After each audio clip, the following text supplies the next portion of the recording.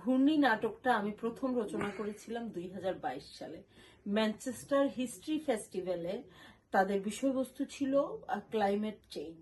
তো তখন crossing footprints নামে একটা সংগঠন আমাদেরকে অ্যাপ্রোচ করেছিল যে আয়না আর্টস এই ফেস্টিভ্যালে কিছু করতে পারে কিনা। তো আমার মনে হলো একটা নাট্য সংগঠন হিসেবে আমরা যাব, একটা গান গাবো, কবিতা পড়বো, এটা ঠিক আমার কাছে ঠিক মনে হয়নি। তো তখন আমি বসলাম, কিন্তু ক্লাইমেট চেঞ্জ কঠিন বিষয়, এটা নিয়ে নাটক লেখা কিভাবে লেখা সম্ভব।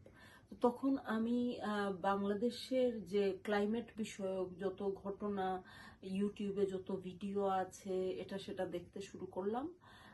দেখার পরে আমি বুঝতে পারলাম একটা নতুন বিষয় আমি উদ্ভাবন করলাম, যা আগে কেউ কখনো আমাকে বলেনি।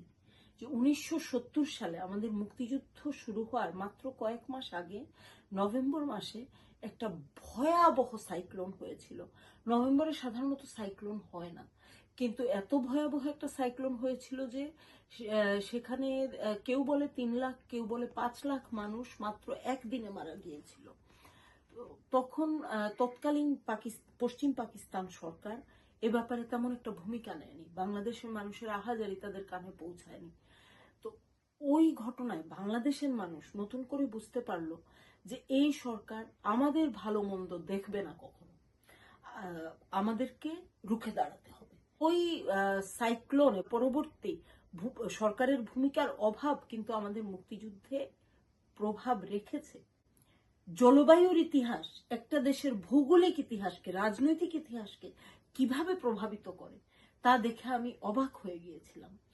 এবং আমি যত কান্না কেঁদেছি এই নাটকটি লিখতে গিয়ে, তা আমি আপনাদেরকে বুঝিয়ে বলতে পারবো না। মানুষের যে কষ্ট, মানুষের আহাজারি সেই 70-এর সাইক্লোনে, আমার মনে হয়েছে যদি আমরা সতর্ক না হই, আমরা পদক্ষেপ না নেই, তাহলে এই সমান আহাজারি বা আরো খারাপ আহাজারি বাংলাদেশের জন্য ভবিষ্যতে আসছে।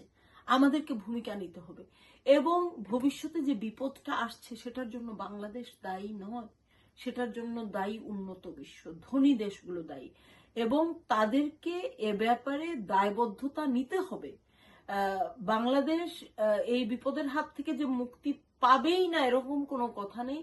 ভূমিকা নেওয়া যায়, অনেক পদক্ষেপ নেওয়া যায়, সেগুলো ব্যয় সাপেক্ষ, এবং সেই ব্যয় আন্তর্জাতিক বিশ্বকে বহন করতে হবে, এবং আমাদেরকে তাদের কাছে এই দাবি নিয়ে যেতে হবে। আমরা দাবিটা জোর গলায় চিৎকার করে বলতে পারবো না যদি না আমরা বিষয়টাকে বুঝি। বিষয়টাকে বুঝতে হলে আমাদেরকে জানতে হবে। জানতে হলে কি করতে হবে? আমরা কে বসে বসে বই পড়বো বলেন জলবায়ু নিয়ে?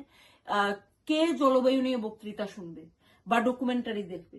এগুলো মানুষকে আকর্ষিত করে না, মানুষকে আকর্ষিত করে শিল্প, শৈল্পিক পরিবেশনা। সো নাটক একটা আকর্ষণীয় বিষয়, যদিও ক্লাইমেট চেঞ্জ একটা খুবই জটিল বিষয়। আমি ঘূর্ণি লিখেছি খুবই উপভোগ্যভাবে, যেখানে 1952 সাল থেকে শুরু করে বাংলাদেশের গৌরবের ইতিহাস, কষ্টের ইতিহাস, অর্জনের ইতিহাস সব এসেছে, এবং তার সাথে কিভাবে জলবায়ু জড়িত, বাংলাদেশের ভবিষ্যৎ জড়িত, অতীত, বর্তমান এবং ভবিষ্যৎ মিলিয়ে একটা উপভোগ্য নাটক, যেখানে নাচ আছে, গান আছে, কৌতুক আছে, গল্প বলা আছে। এমনকি খুব একটা ইন্টারেস্টিং ব্যাপার হচ্ছে এখানে অডিয়েন্সের পার্টিসিপেশন আছে। অডিয়েন্স যখন এসে ঢুকে বসছে, সে জানতেও পারছে না যে এই নাটকে সেও পারফর্মার। হ্যাঁ, এটাই হচ্ছে ঘূর্ণির সবচেয়ে বড় বিষয়।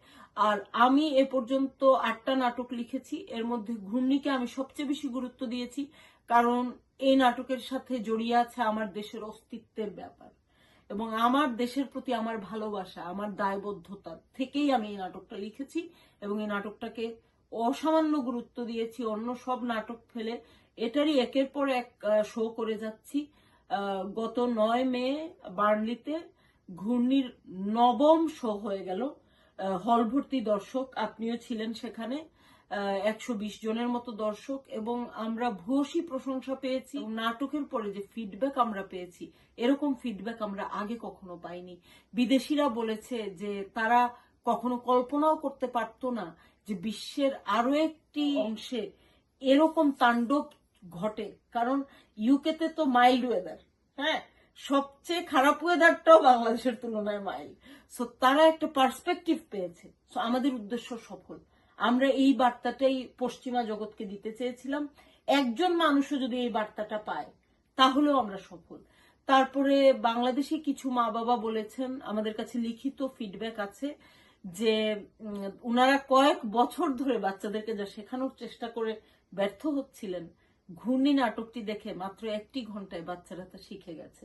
সো আমি বলবো, আমি কথা দিচ্ছি, আসুন নাটকটা আমি লিখেছি বলেই নয়, আমার মনে হচ্ছে যে আমি নাটকটা কিভাবে লিখলাম, আমার তো এতটা প্রতিভা নেই। আসলে যখন ভালোবাসা থাকে, দায়বদ্ধতা থাকে, তখন প্রতিভার অভাব পূরণ হয়ে যায়। ঘূর্ণি নাটকটা তাই প্রমাণ করেছে। কোন ভাষার ব্যবহার বেশি ছিল নাটকে? নাটকটি পুরোই ইংরেজিতে, শুধু 2-1 বার আব্বা মা মাগো ওগো এরকম 2-4টা বাংলা শব্দ আছে। অনেকগুলো গান আছে বাংলায়, যেগুলোর ট্রান্সলেশন আমরা স্ক্রিনে দেখাচ্ছি। আপনাদের পরবর্তী কোনো প্রদর্শনী আছে কিনা গুড্ডির? 23 মে ওল্ডহামে প্রদর্শনী হবে, ওল্ডহাম লাইব্রেরি পারফরমেন্স স্পেসে, এবং 24 মে রবিবার ব্র্যাডফোর্ডে কার্লাইল বিজনেস সেন্টারে। আমি বলবো নাটকটি দেখতে আসুন, হতাশ হবেন না, বরং আশা নিয়ে ফিরে যাবেন। আমাদের দেশের জন্য, আমাদের বাচ্চাদের জন্য অনেক আশাব্যঞ্জক বিষয় রয়েছে।